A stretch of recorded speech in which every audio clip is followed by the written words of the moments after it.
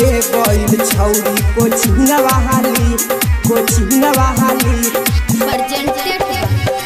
music director DJ Nitish राज मंगुरा दिलवा ले गइल छौरी कोचिंग वाली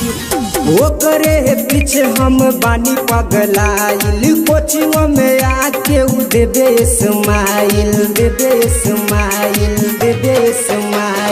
ओकरे पीछे हम बानी पगलाइल कोचिंग में आके उ देबे स्माइल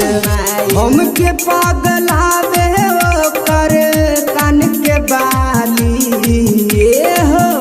हमके पगलावे ओकर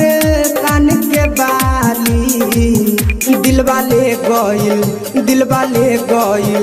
दिलवा ले गइल छौरी कोचिंग वाली दिलवा ले गइल छौरी कोचिंग वाली दिलवा ले गइल छौरी कोचिंग वाली दिलवा ले गइल छौरी कोचिंग वाली दिलवा ले गइल छौरी कोचिंग वाली छोटे छोटे कपड़ा पिन के जब आवेली का कही भाई हमारा दिलबे में हलेली छोटे छोटे कपड़ा पिन के जब आवेली का कही भाई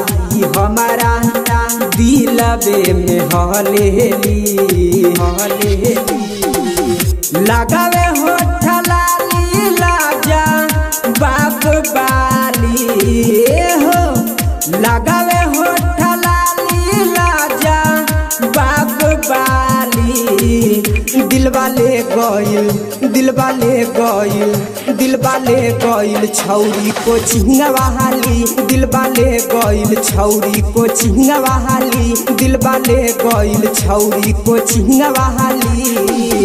दिलवा ले गइल छौरी कोचिंग वाली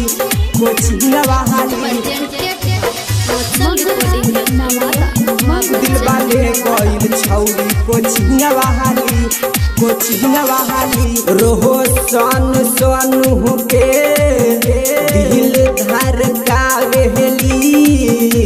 साचो में जी के राहुल के पागल बनावेली रोहो सोनू के दिल धड़कावेली